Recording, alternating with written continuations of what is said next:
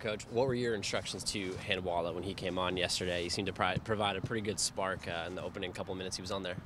Yeah, I mean, the conversation's the same with all the young players, is to go out and, try and get in touch with the pace of the game, because it's a little faster than maybe what he's used to. He hasn't played a lot. Make sure his touches are clean. Make sure he works hard. That's always a big one.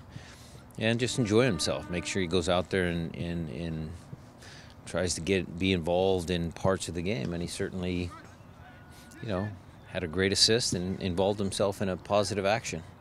Back-to-back 4-goal games. Is there anything you were looking to improve on heading down to Orlando on the 17th? Sure. I mean, we watched a little film this morning, and, certainly there's always areas that we want to try and, focus on and get better at.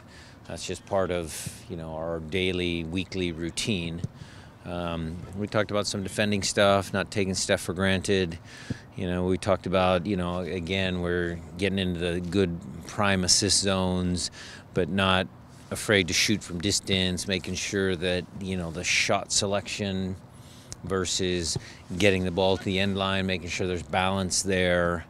I thought Nuhu did a good job of his timing of his movements going forward, so there were some positive things we highlighted as well.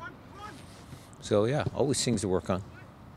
Possession stats were pretty equal. They had a decent amount of the ball. Yeah. Was that just a function of the game state, or was any strategy or did you saw them giving it, saw the ability to counter on them? Well, another really astute question, because this morning the discussion amongst the coaches was why that happened. If you looked at the piece of paper, statistically it looked pretty even. They were a little bit ahead in the possession. We maybe had a couple more shots inside the box, outside. So it was statistically an even match.